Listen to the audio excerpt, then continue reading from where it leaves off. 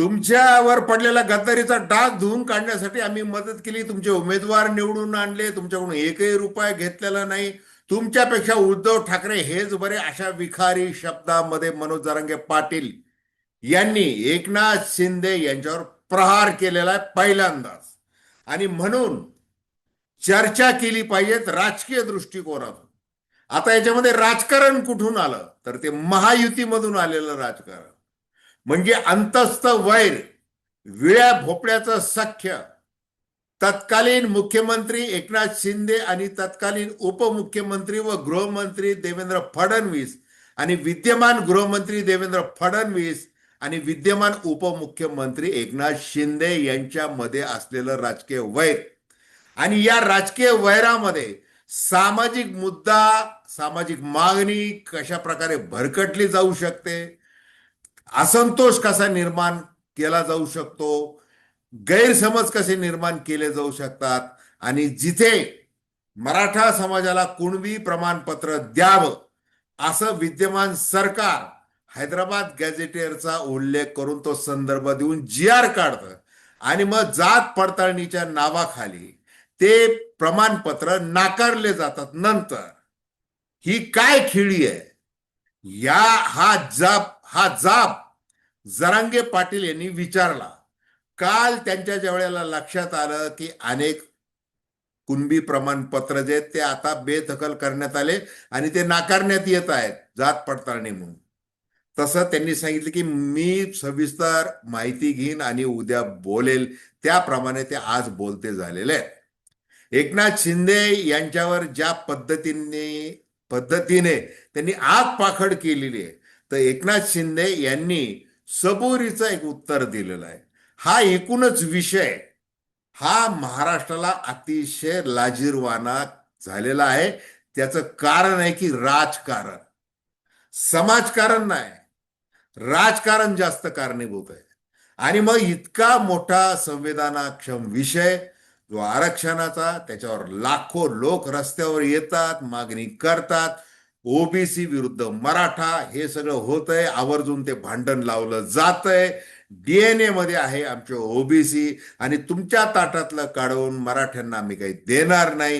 एकीकडे ती भाषा ओबीसींसाठी आरक्षण समिती चंद्रशेखर बावनकुळेंची, मराठ्यांसाठी राधाकृष्ण विखे पाटील यांची उपसमिती, हे सगळं जे खेळलं गेलेलं आहे हे राजकारण. याच्याशिवाय त्याला दुसरं नाव देता येणार नाही, ते देण्यात येऊ नये.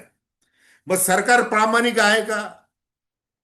सरकार कायदा म्हणून प्रामाणिक जरी असलं तरी हा प्रश्न कसा हाताळायचा आहे आणि त्याचं श्रेय अपश्रेय या संबंधी काय केलं पाहिजे, त्यासाठी फडणवीस ब्रिगेड ने ज्या पद्धतीने काम केलं त्याच पद्धतीने एकनाथ शिंदे यांचे सगळे शिलेदार उदय सामंत वगैरे, भुमरे, शंभूराज देसाई यांनी काय केलेलं आहे आणि कशा प्रकारे हा मूळ मुद्दा जो आहे, जी जरांगेंची मूळ मागणी आहे की कुणबी म्हणून प्रमाणपत्र द्या, ओबीसी मधून द्या, त्या मागणीला हरताळ कसा फासायचा आहे, काय करायचं आहे, त्यांच्या विरोधात कसे अभ्यासक उभे करायचे, कसं खेळायचं आहे, जी.आर. कसा काढायचा आहे, त्याच्यावर वाद कसा झाला पाहिजे, हे कोण ठरवत आहे? हे सरकारमध्ये बसलेलेच दोन मुख्य म्हणजे नेते हेच करत आहेत. आणि हे जसं जरांगे यांच्या लक्षात आलं, त्यानंतर त्यांनी आज एकनाथ शिंदे यांच्यावर कठोर शब्दामध्ये आपला राग व्यक्त केला. त्या एकूणच विषय आपण थेट विश्लेषण करतो. नमस्कार, जय महाराष्ट्र. मी डॉक्टर अनिल फळे. माझी आपल्याला विनंती की चॅनल सबस्क्राईब करावं, सबस्क्राईबचं बटन दाबावं आणि आपली प्रतिक्रिया बिनधास्तपणे नोंदवावी. हे बघा, मनोज जरांगे पाटील, शिवबा संघटना, पोरग मागे बसायचं, सगळे मराठा आंदोलक ज्या वेळेला ते सगळे नेते चर्चा करायचे, हे पोरग कुठेतरी कोपऱ्यामध्ये बसायचं. आणि मग एक वेळ अशी आणली त्या ह्या पोराने डोकं लावलं.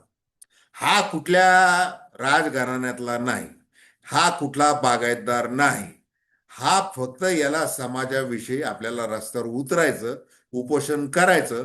त्यांनी शहागडमध्ये अगदी सुरुवातीच्या काळात उपोषण देखील केलं. मग ज्या वेळेला आंतरवाली सराटीमध्ये ज्या वेळेला शासन आपल्या दारी असा एक इव्हेंट सुरू झाला होता, त्याच्या आधी जी काही घटना घडली आंतरवाली सराटीला, उपोषण करताय, मराठा समाजाचा आहे, त्याला उचला, शेकडो पोलिसांची फौज त्या गावामध्ये पोहोचली, लाठीमार झाला आणि पुढे काय झालं हे सांगायची गरज. मग त्यावेळेला गृहमंत्री होते देवेंद्र फडणवीस. सगळा राग जो आहे तो गृहमंत्र्यावर फुटणं स्वाभाविक होतं. मग देवेंद्र फडणवीस ब्राह्मण आहेत म्हणून त्यांच्या विरुद्ध काहीतरी चाललेलं आहे. मग शरद पवार ते करत आहेत, एकनाथ शिंदे ते करत आहेत वगैरे, असं सगळं गढूळ वातावरण महाराष्ट्रामध्ये तयार करण्यात आलं, तयार झालं. त्याच्यामध्ये किती तथ्यांश होता आहे आणि राहणार आहे, हे राहणारच आहे राजकारण. मग एकनाथ शिंदे यांनी काय केलं, त्या मनोज जरांगे पाटील यांचं सगळं म्हणणं ऐकून घेतलं, त्यांचं एक प्रशासकीय अधिकाऱ्यावर जबाबदारी त्यावेळेला दिली आणि त्याच्यामध्ये संवाद सुरू केला. मग त्यांनी संदीप शिंदे समिती नेमणं असेल, वर्षा बंगल्यावर बैठका असेल, त्या शिवाजी चौकामध्ये ते मोर्चा अडवणं असेल, त्यांचं समाधान करणं असेल, तिथं एक GR ठेवणं हातामध्ये असेल, हे सगळं केलं. अगदी प्रोटोकॉल सोडून आंतरवाली सराटीमध्ये देखील ते येऊन गेले. आणि मग सरकार हे रेड कार्पेट का आखतंय मनोज जरांगे यांच्यासाठी, असा प्रश्न ओबीसी नेत्यांनी सुरू केला. संघर्ष सुरू झाला. जरांगे पाटलांची भाषा जशी जैन जीची भाषा, काय शिव्या काय काय काय कशाचं काही बाळगायचं नाही, मनातली जी भावना आहे ती व्यक्त करून टाकायची. मग त्याप्रमाणे देवेंद्र फडणवीस यांना त्यांनी शिव्या सुरू केल्या, त्या झाल्या, त्या ऐकवेना. मग रस्त्यावर आले ते छगन भुजबळ, त्यांनी ते केलं. हे मी का सांगतोय, कारण की आज जरांगे पाटील जे व्यक्त झालेले आहेत, ती त्यांच्या मनामधली जी तळमळ तडफड जी आहे, की तुमचं राजकारण गेलं चुलीत, त्याच्याशी मला काही देणं घेणं नाही. आणि मग हिसका दाखवायचा अशा एका वळणावर सुद्धा त्यांनी विधानसभा निवडणुकीच्या आधी ते सगळं जे काही जुगाड जमवायचा प्रयत्न केला, हिसका दाखवायचा म्हणून. आणि त्यावेळेला मग ते हिंदू मुस्लिम कसं आहे, ते कुणाशी त्या अमक्याशी चर्चा करायला लागलेत. मग इकडं कसं आहे, हिंदू मुस्लिम लावून देण्यामध्ये सर्वात पटाईत कोण आहे ते काही सांगायची गरज आहे का, त्यांनी ते लावून दिलं. आणि मग ते वातावरण तयार झाले. मग ते जरांगे पाटलाने त्यावेळेला ऐन वेळेला का होईना शेवटी एक चांगला निर्णय घेतला, ते निवडणुकीच्या रिंगणामध्ये उतरले नाही. पण इकडं काय झालं, जसं अमित शहा आले प्रचाराला, तिकडं शिर्डीला नरेंद्र मोदी आले, अमित शहा अनेकदा आले, सगळं काही झालं. मग एकनाथ शिंदे हे मुख्यमंत्री, त्यांना पुन्हा एकदा दुसऱ्यांदा मुख्यमंत्री व्हायचं आहे. आणि त्यासाठी मग काय केलं पाहिजे, आपण सगळ्या पद्धतीची रचना आहे आणि मराठ्यांची एक गठ्ठा मत, मराठ्यांचा आता मीच नेता, हे दाखवायचं. मग त्यासाठी त्यांनी काय केलं, अगदी मंगेश चिवटे यांच्यासारखा तो त्यांचं आरोग्य कक्षाचं काम पाहणार असेल, अमुक असेल तमुक असेल, त्यांची पूर्ण रांग तिथं आंतरवाली सराटीला लावली. मग जखमींवर उपचार करण्यापासून सुरुवातीपासून ते सगळं ते झालं, संवाद चालू ठेव. आणि उद्योग मंत्री उदय सामंत, जसं आज त्यांनी फोन केला मनोज जरांगे पाटलांना, अहो दादा काय असं तसं, मी असं तुम्हाला भेटतोय, मी सगळी चौकशी करतोय वगैरे, ते मला काही माहिती नाही, माझ्या काही कानावर आत्ता आलंय वगैरे, असं तसं ते बोलले. मग ते उदय सामंत बोलले, तो मनोज जरांगे पाटील बघा, हे धाडस बघा, की त्यांनी तो फोन स्पीकरवर ठेवला आणि तिथं मीडियाचे सगळे जे बूम होते त्याच्यावर तो ठेवला. सगळ्या महाराष्ट्राने ऐकलं उदय सामंत काय बोलले. जर काय देणं घेणं मॅनेज करणं अमुक तमुक जर असतं, तर तेवढं धाडस मनोज जरांगेंचं झालं असतं का, की स्पीकरवर फोन ठेवायचा आहे. भलं हे भेटलेले आहेत, पहाटे भेटले, रात्री भेटले, मग उदय सामंत शेवटी राजकारणी आहेत. वळता वळता कसं त्यांना गोड गोड बोलायचं, मराठी भाषा मंत्री आहेत ते, कसं कुठं काय बोलायचं, कसं बोलायचं. मी राज ठाकरेंकडे सहज नाश्ता करायला आलो, मी इकडून चाललो होतो, मला खिचडी खायची होती, तसं मी छत्रपती भवनला आलो, शहागडून चाललो होतो, भेटलो वगैरे दादांना, असं तसं ते गोड गोड गोड गोड गोड बोलून हे सगळं.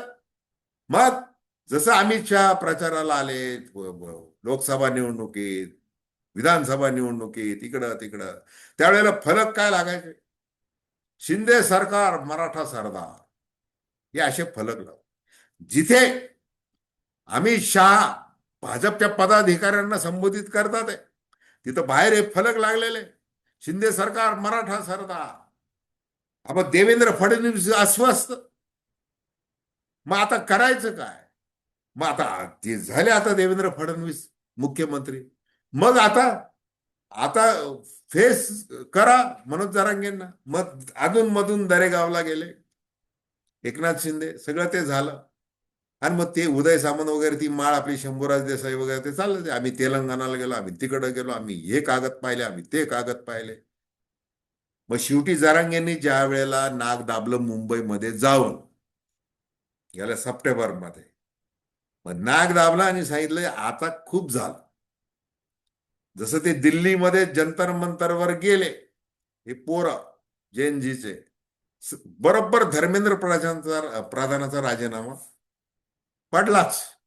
तसं जरांगीनी त्या अभिजित दिपकेला तिचं व्यासपीठावर सांगितलं होतं की इथून हलायचं नाही, इथून हल्ला की संपला विषय. मग हे जरांगे, मग आता जरांगेने ते दिल्लीमध्ये मुंबईमध्ये ते जसं हैदराबाद जी आर पत्रात पाडून घेतलं.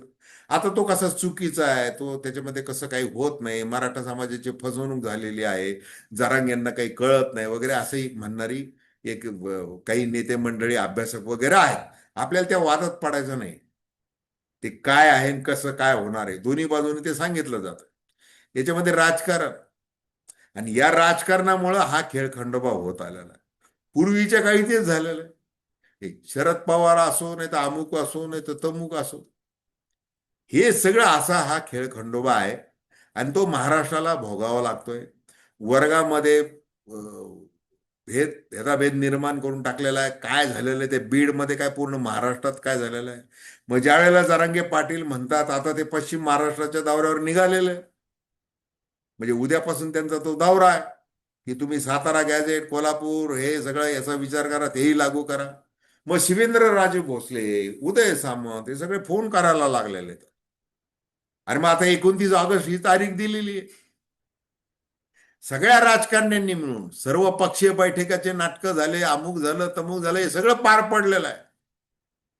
मग आता पुन्हा जर तुम्ही हे करणार असाल, मग आता मुख्यमंत्री देवेंद्र फडणवीस काय म्हणाले की जात पडणं हे सर्वोच्च न्यायालयाच्या आदेशानुसार ते होणार आहे.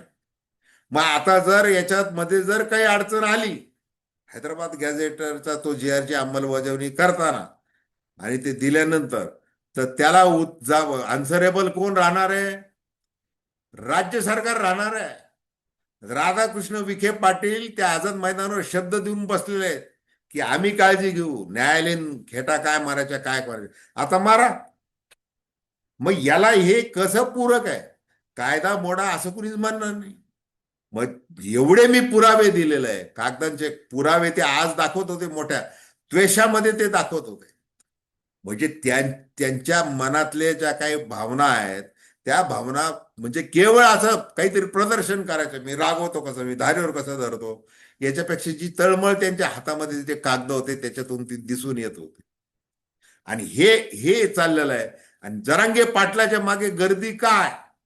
प्रचंड ट्रोल, प्रचंड खोटा, काय वाटेल ते झालं तरी जरांगे पाटील यांच्या मागे गर्दी का आहे काय? बरं ती गर्दीच नाही, आता अमुक नाही, हे सगळं बोललं जातं. पण ती जी भावना, मराठा समाजाचा जो विश्वास जरांगे पाटलांनी मिळवलेला आहे त्याचं कारण हे. आणि आज त्यांनी त्या म्हणजे रागामध्ये, क्रोधामध्ये माणूस सत्य बोलतो, आणि तो माणूस काय आहे हे सुद्धा त्यावेळेला कळतं. तो खोटा खोटा आविर्भाव नाही. दाखवले कागद, सामंतचा फोन आला, ऐकवला सगळ्यांना. आणि एकनाथ शिंदे तुमच्याकडून 1 रुपया घेतलेला नाही हे सांगणं, तुमचा गद्दारीचा डाग धुवून काढला आम्ही, त्यासाठी आम्ही तुम्हाला मदत केली, ते विसरले का? कशाला त्या बाळासाहेब भवनला यांना बोलव त्यांना बोलव, कशाला एंटरटेन केलं जात आहे, काय केलं जात आहे, वेगवेगळ्या बैठका काय घेतल्या जातात आहे? म्हणजे तुम्हालाही गोळाबिरीच करायची. बच्चू कडू, अमुक कडू, तमुक कडू, हे करू ते करू, येऊ करू तेऊ करू.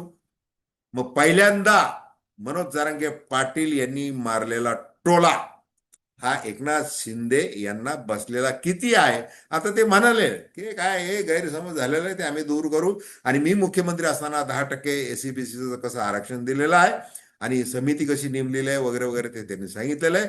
सारथीमधून कसं मदत केलेली आहे, काय केलेलं आहे वगैरे, तो सगळा जो म्हणजे देवेंद्र फडणवीस आणि त्यांची ती ब्रिगेड आणि त्या सगळं जे सांगतात तेच आता एकनाथ शिंदे देखील बोललेले आहेत. बोलावं लागणार आहे. तुमच्यामध्ये अंतस्थ वैर कितीही असो, मलाच मुख्यमंत्री पद व्हायचंय का काय करायचं त्याच्याशी काही देणं घेणं नाही समाजाला. तुम्ही जे काय आहे, तुमच्यामध्ये एक वाक्यता पाहिजे. आणि या राजकारणामुळे हे असे गोंधळ, असा राग, असा कायदा, असे मोर्चे आणि आंदोलन कायम होत आहेत, हेच दुर्दैव आहे. तर धन्यवाद. हा व्हिडिओ आपल्याला आवडला असेल अवश्य शेअर करा, सबस्क्राईब करा आणि आपली प्रतिक्रिया बिनधास्तपणे नोंदवा. धन्यवाद.